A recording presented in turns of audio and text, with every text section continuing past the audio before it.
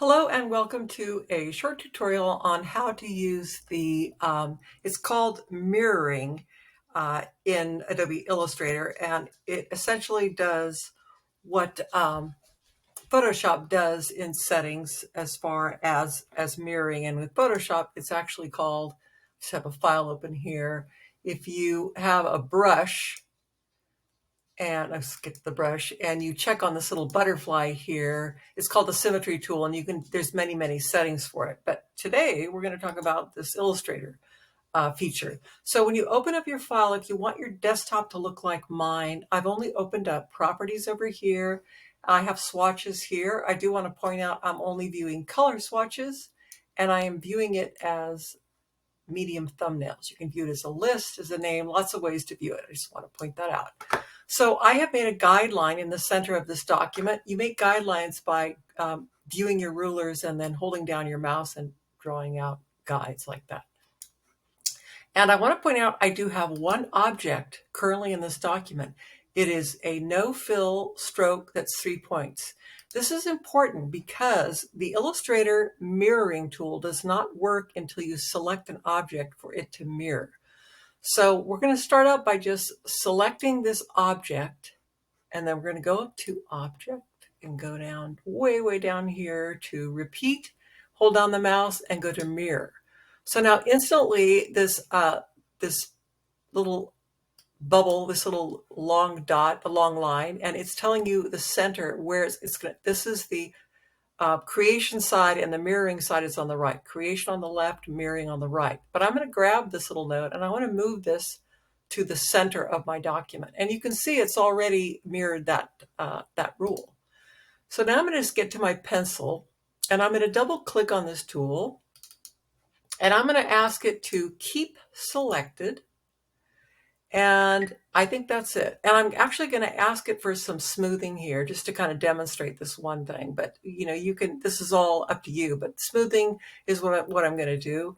And I'm going to click OK. So now that I'm in this tool, I am going to start. And remember, you can't pass this line. Everything you do for mirroring has to be to the left of this center line.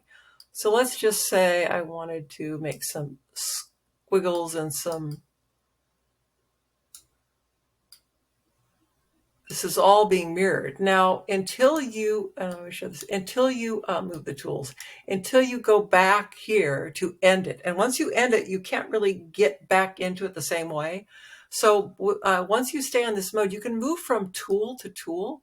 So what do I mean by that? I'm going to get rid of this little default line that was in the document, and I'm going to select everything on the left side. And I'm going to go here and I'm going to change the stroke from uniform to thick and thin, fatten it up if I want to.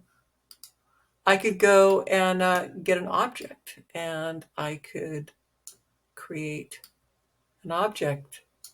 And I'm just doing very random stuff now, but I just kind of want to point out how this works. You could change the weight, and you could definitely change the attribute of the stroke from uniform to thick and thin. Let's chunk that up a little bit. And you could continue then, you could select everything on this side. And remember, it's going to mirror on this side. So you can select everything. And if we got into the, let's say, the shape builder, we could change the stroke color on some of these and just select this. Let's see. Is it going to let me do that? Maybe this won't. It will let me put colors in there. Oops. I'm sorry, the fill color is actually set to none, so I need to change that. So just want to demonstrate this. So it is very powerful. I will say that you want to stay in this mirroring mode until you are done. And then when you are done, I just want to point out one more little thing. We could try the type tool is interesting too, because it's actually going to mirror, so it's going to flip that.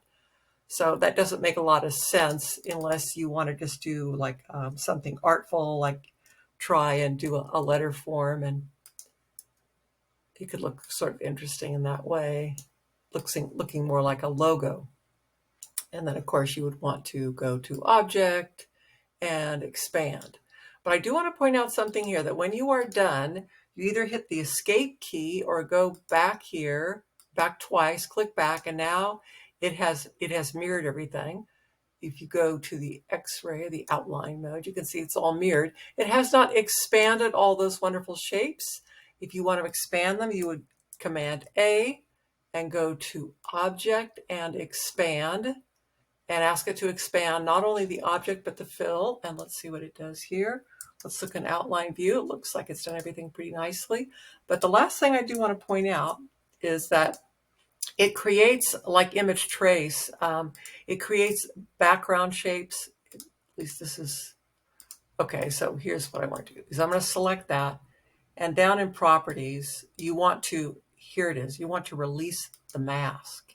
And once you release the mask, you will find that, oops, that it, let's see, I want to make sure, yeah, see, it's got this little mask here, and you want to delete that mask. And now you could continue to work with the shape builder, but it's not going to be mirroring anymore because you're out of the mirroring mode. So like just as an example, if you do that on this side, it's not going to mirror it on that side.